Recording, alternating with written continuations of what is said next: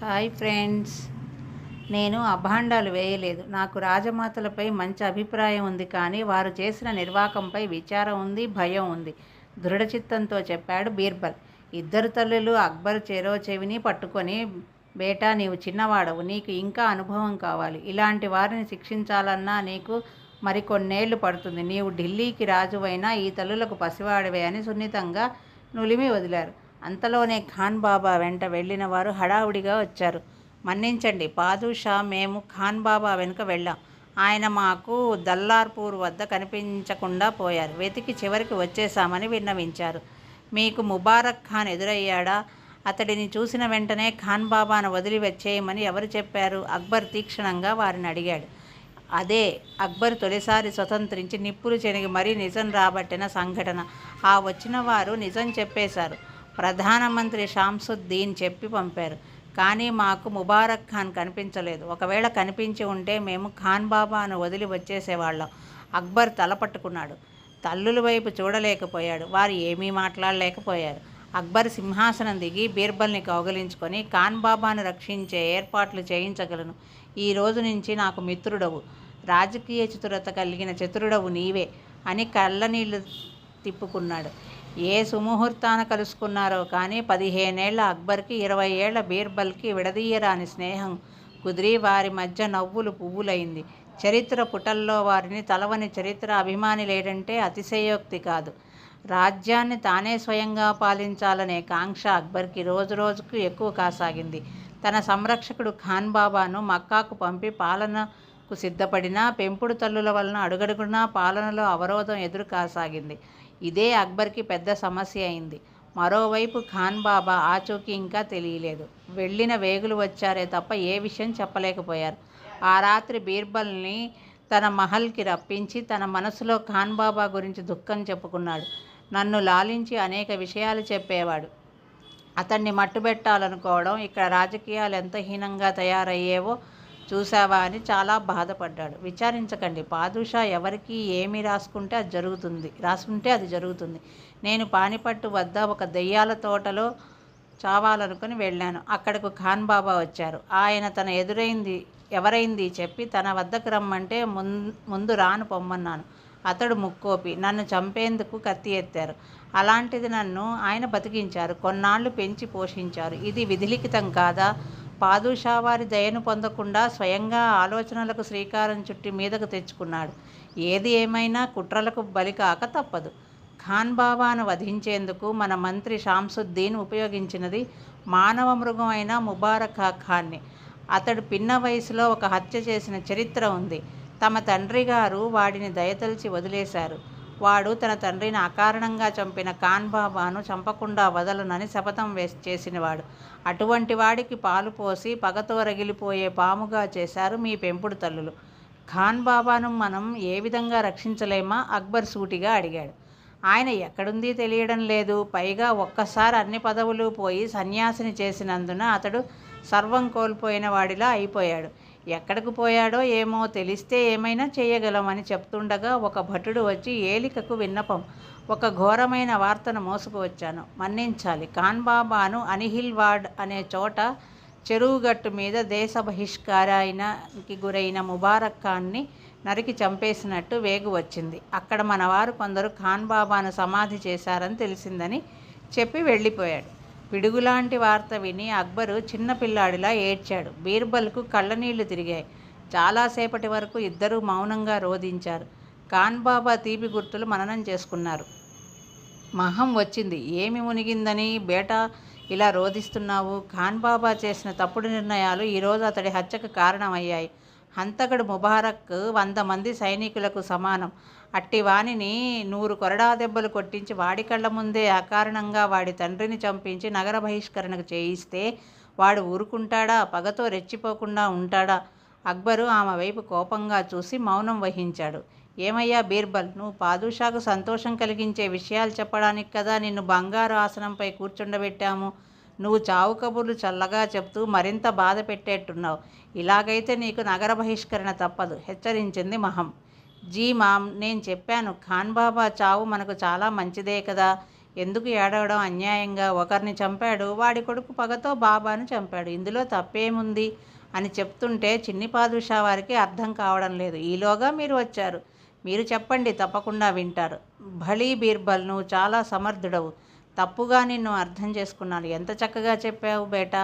నిన్ను సంరక్షించినంత మాత్రాన అతడు గొప్పవాడు కాలేడు. అతడో తప్పుల తడక. అయినా నీవు చక్రవర్తివి. నీకు తన పరభేదాలు ఉండరాదు. శిక్షించాల్సి వస్తే ఎవరినైనా వదలరాదు. ధర్మబద్ధుడవు కావాలి. అందుకు దృఢదీక్ష అవసరం అని చెప్పి వెళ్ళిపోయింది మొహం. అక్బర్ కోపంగా చూశాడు. ఏమిటి బీర్బల్, ఖాన్ బాబా చావు మనకెంతో మంచిదా? అలా ఎప్పుడు నాకు చెప్పావు? ఏం చేయమంటారు పాదుషా వారు? ఒక్కోసారి అబద్ధం చెప్పాలి, తప్పదు. ఇప్పుడు ఇలా చెప్తే రేపు మీ నిర్ణయాలు పాకాన పడతాయి. మాళవ యుద్ధంలో మీరు ఈమె కుమారుడిని సర్వసేనానిగా నియమించి పంపారు. అక్కడ అతడి నిర్వాకం చాలా ఘోరంగా ఉందని వేగులు అందాయి. వాటిని మీకు తెలియకుండా ఇక్కడ మీ పెంపుడు తల్లులు జాగ్రత్త పడ్డారు. మనం రేపు మాళవం వెడదాం. నిజమే, నాకు ఖాన్ బాబా గుర్తుకు వచ్చి దుఃఖం ఆగడం లేదు. ఈ నగరం వదిలి కొన్నాళ్ళు దూరంగా వెళ్తే తప్ప నా మనసుకి శాంతి లేదు. తప్పకుండా వెళదాం. ఇంతకీ మాళవంలో ఘోరాలు ఏం జరిగాయి? అక్కడ మహం కొడుకు వరుసకు నా సోదరుడు ఉన్నాడు కదా. అతడు వెళ్ళి కత్తితో ఝడిపించడంతో మాళవాన్ని వదిలి అక్కడ రాజు బాగ్ బహద్దూర్ ప్రాణాలు అరచేత పెట్టుకొని పారిపోయాడు. అక్బరు ఆసక్తిగా చెప్పాడు. అక్బరు మాళవం వెళ్తున్నట్టు తెలిసిన మహం మాత ఎదురొచ్చి, బేటా, నీవే స్వయంగా వెళ్తున్నందున నాకు గొప్ప సంతోషంగా ఉంది. అక్కడ నీ సోదరుడు, అదే నా పుత్రుడు అదంఖాన్కి నా దీవెనలు అందజేయి. వాడు వెళ్ళిన వెంటనే మాళవాన్ని తన గుప్పిట్లోకి తీసుకున్నందుకు వాడిని అక్కడ నియమించి వచ్చేయి. వాడికి మీలాగే పాలన అంటే పరమ ఇష్టం అని చెప్పి అక్బర్ తలనిమిరి నుదురుపై ముద్దు పెట్టుకుంది. బీర్బల్ నీ వెంట వస్తున్నాడు, నీకు ఉబుసుపోతుంది. అన్నట్టు అక్కడ నీవు వెళ్తున్న చక్రవర్తి హోదాలో కనుక నీవు అక్కడ పరిస్థితులు చూసుకొని అదంఖాన్ వీరత్వానికి తగిన గుర్తింపునిచ్చి నీవు అక్కడే వాడికి తగిన హోదా కల్పిస్తామని ఆశపడుతున్నాను. జీ మాత, భౌగోళికంగా అనేక రహదారులకు నిలయంగా మాళవం ఉన్నందున దాని అవసరం మనకు ఏర్పడింది. దాన్ని ప్రత్యక్షంగా చూడాలి. మన వశం అయ్యింది కదా.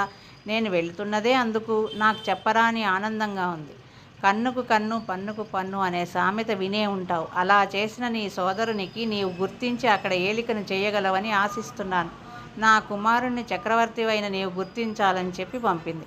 దారిలో అక్బర్ అడిగాడు, బీర్బల్, మహం కన్నుకు పన్నుకు పన్నులా గుర్తించమందంటే ఏమిటి? ఏముంది, ఆమె కుమారుడు ఒక రాజ్యం జయించి మీకు అర్పించాడు. వాడిని సేనానిగా చూస్తే ఎలా? రాజ్యంకి రాజ్యం ఇవ్వాలి అంటే అక్కడ రాజును చేయని చెప్పకనే చెప్పింది. తల్లిగా ఆమె కోరిక సబబే కానీ ఆ ఇవ్వడం అనేది చక్రవర్తికి ఉండాలి. పుచ్చుకునేవాడికి కూడా అర్హత ఉండాలి. మాళవంలో ఉన్న సేనాని అదంఖాన్ కొన్నాళ్ళు ఖాన్ బాబా వద్ద శుశ్రూష చేసినవాడే కదా. ఈరోజు బాబాను హత్య చేయించడంలో ప్రధాన పాత్ర వహించాడు. తల్లి చెవులు తెంపిన వాడికి అంటే ఖాన్ బాబాను ఖతం చేసిన వాడికి రేపు సవతి సోదరుడైన మీరు ఏమీ కారని చెప్పడం దీని ఆంతర్యం. నా ఊహనే నీవు చెప్పావు. అదంఖాన్ నాకంటే ఎక్కువగా ఖాన్ బాబా వద్ద చేరికగా పెరిగాడు. పలు విద్యాబుద్ధులు నేర్చుకున్నాడు. కానీ వాడు చివరికి నమ్మక ద్రోహం చేశాడు. ఖాన్ బాబా విషయంలో ఇంత దారుణంగా ప్రవర్తించడం నేను జీర్ణించుకోలేకపోతున్నాను. అక్బరు చెప్పి పెద్దగా ఆవులించాడు. మాళవంలో ప్రవేశించాక అక్బర్కి అక్కడ ఎదురైనవి చాలా ఘోరమైన దృశ్యాలు. ఒక్కసారి అతడి చిన్న మనసు చివుక్కుమంది. పలువురు హిందువులు ఊచకోతకు గురి అయ్యారు. అక్కడ మనుష్యులు నివసిస్తున్నట్టుగా లేదు. పట్టపగలు మొఘల్ సైనికులు దొరికిన ఆడవారిని బలాత్కరించి ఎదురు తిరిగిన వారిని అడ్డంగా నరికేస్తూ నానా బీభత్సం సృష్టిస్తూ శ్మశానాన్ని తలపింపచేయడం కళ్ళారా చూశాక అక్బర్ పక్కనే ఉన్న అదంఖాన్ను ప్రశ్నించాడు. ఏమిటి ఇదంతా? ఇక్కడ పౌరులకు రక్షణ ఏమీ లేనట్టుందే. మన సైనికులు చాలా ఘోరంగా ప్రవర్తిస్తున్నారు. ఎవరు ధైర్యంగా ఇళ్లల్లోంచి బయటికి రాలేకపోతున్నారు. కనీసం చక్రవర్తి వచ్చినప్పుడు సైనికుల్లో కనిపించే భయం, భక్తి కూడా కనిపించడం లేదు. అక్బర్ ప్రశ్నకు అయోమయంలో పట్టాడు అదంఖాన్.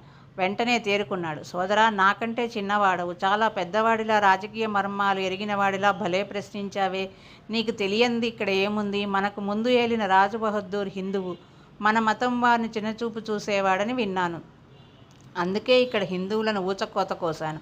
సంగీత నృత్యాలతో ఈ మాళవం వేసే వాటికల్ని తలపించేట్టు పాలించాడు. ఆ కళాకారుల్ని అందరినీ కట్టి కారాగారంలోకి నెట్టేశాను. ఆ బహద్దూరు ఉంపుడుగత్తె రూపవతి జగదేక సుందరని చెప్పుకోగా ఆమెను పట్టి ఆమె అందాన్ని తిలకించాను. నిజమే, ఆమె గొప్ప సౌందర్య రాశి. ఆమెను చెరపట్టి నా దాన్ని చేసుకోవాలనుకున్నాను. కానీ ఆమె తిరస్కరించింది. ఫలితం చూపించాను. మనం రాకాసిమూక సైనికులకు విందు చేయాలని అప్పగించాను. పాపం ప్రాణభీతితో ఆత్మహత్య చేసుకుంది. అదిగో ఆ భవనంలో ఆమె శవం పడి ఉంది. ఈరోజు తెల్లవారుజామున చచ్చింది. లేకుంటే మన సైనికులకు విందు అయ్యేదని పగలబడి నవ్వాడు.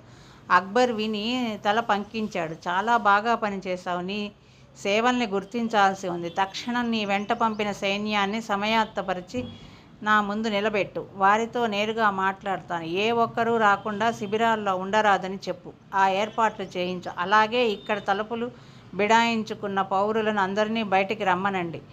దాక్కుంటే కుదరదు. వారిని స్వయంగా చూడాలి. అక్బర్ హుకుం జారీ చేశాడు. తాను చేసిన ఘనకార్యాలకు చిన్నవాడైన అక్బర్కి నచ్చినందుకు అజంఖాన్ చాలా ఆనందించాడు. వెంటనే ఏర్పాట్లు చేశాడు. మాళవకోట వెలుపల విశాలమైన మైదానంలో అక్బర్ కొలువు తీరాడు. బీర్బల్ అక్కడ అక్బర్ పక్కనే కూర్చొని ఆసక్తిగా తిలకించసాగాడు.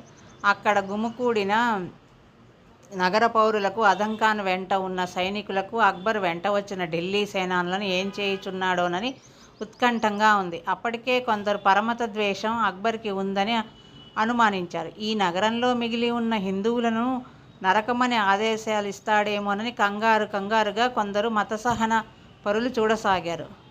కనుకనే హేమరాజ్ బ్రాహ్మణుడని, చూడకుండా స్వహస్తాలతో నరికి చంపాడని మరికొందరు చెవులు కొరుక్కున్నారు.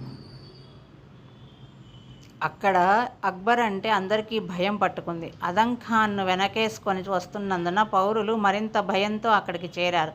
19 ఏళ్ల అక్బర్ ఠీవీగా కూర్చున్నాడు. అతడి ప్రక్కనే నిలబడ్డాడు అజంఖాన్, అతడి పరివారం. అక్కడ నిశ్శబ్దం చోటు చేసుకుంది. అక్బర్ లేచి నిలబడి తొలిసారిగా గొంతు విప్పాడు. ఇంకా అక్బర్ ఏం చేస్తాడో చూద్దాం, ఏం తీర్పిస్తాడు.